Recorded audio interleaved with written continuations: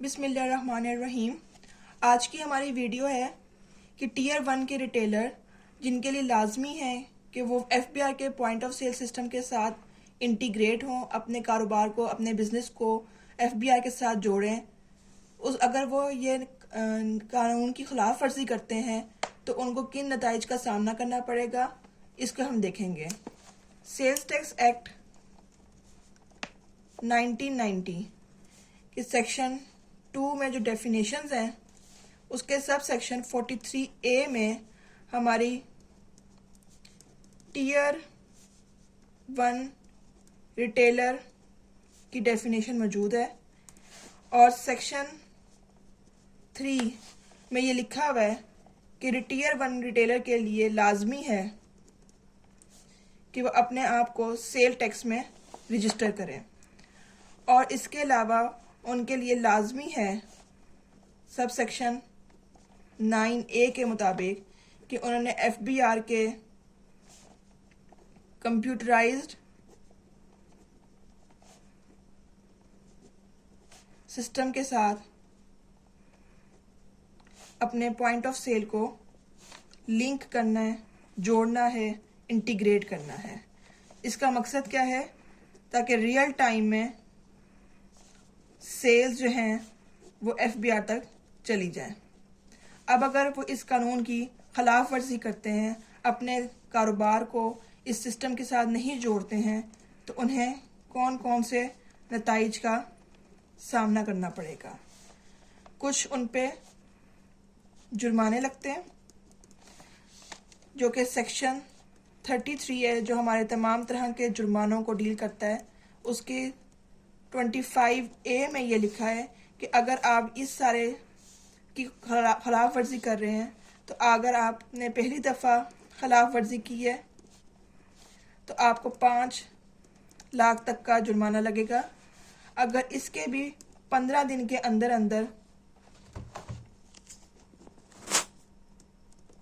आपने अपने सिस्टम को एफबीआर के कंप्यूटराइज सिस्टम से नहीं जोड़ा, तो आपने दूसरी दफ़ा कानून की खिलाफ वर्जी की है और अब आपको 10 लाख तक का जुर्माना लगेगा। और इसी तरह से अगर आपने 15 दिन के अंदर अंदर फिर भी खिलाफ वर्जी अपने करते रहे हैं, तो अब आप तीसरी दफ़ा खिलाफ वर्जी यानी कि डिफ़ॉल्ट 3 में आ जाते हैं। अब आपका जुर्माना 20 लाख हो जाएगा। और फिर भी इसके 15 दिन के अंदर अंदर अगर आपने खिलाफ वर्जी की है, तो अब आप चौथी दफ़ा यानी कि डिफ़ॉल्ट नंबर 4 में आ जाएंगे और अब आपका जुर्माना की अमाउंट जो है वो 30 लाख तक हो सकती है। इसके अलावा कमिश्नर के पास ये इख्तियार है कि वो आपके बिजनेस को सील कर दे, बंद कर दे। आप अपने आउटलेट से सेल करने के काबिल नहीं रहेंगे।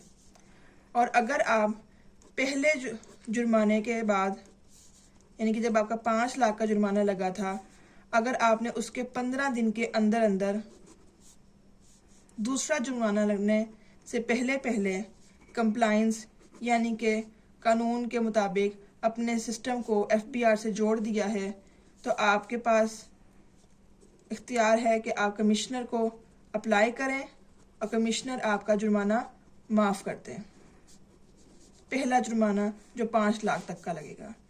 इसके अलावा अगर आप पॉइंट ऑफ सेल्स के साथ अपने आप को जोड़ लेते हैं, इंटीग्रेट कर लेते हैं, तो आपको फ़ायदे क्या क्या हैं। फ़ायदा पहला जो है वो आपको 95% तक इनपुट की एडजस्टमेंट मिल जाएगी। यानी कि जो आम रूल है कि आप अपने 90% तक यानी कि आउटपुट के 90% तक यानी कि जो आपका देने वाला टैक्स होता है उसके 90% तक आप अपना इनपुट एडजस्ट कर सकते हैं। लेकिन इस केस में अगर आप टीयर 1 के रिटेलर हैं, पॉइंट ऑफ सेल से इंटीग्रेट हैं, तो आप अपना 95 एडिशनल 5% का इनपुट एडजस्ट कर सकते हैं। दूसरा फ़ायदा ये है, अगर आप टेक्सटाइल या लेदर की प्रोडक्ट्स में डील कर रहे हैं, तो आपको रिड्यूस रेट मिल जाएगा 8th स्केड्यूल के मुताबिक। यानी कि स्टैंडर्ड रेट जो हमारा 18% का है उससे रिड्यूस होके आपको 12% का टैक्स लगेगा। लेकिन अगर आप अपने पॉइंट ऑफ सेल से इंटीग्रेट नहीं करें तो आप इस फायदे को नहीं उठा सकेंगे, आपको वही 18% का टैक्स देना पड़ेगा। इसके अलावा एक और जो नुकसान है वो ये कि आपका इनपुट जो है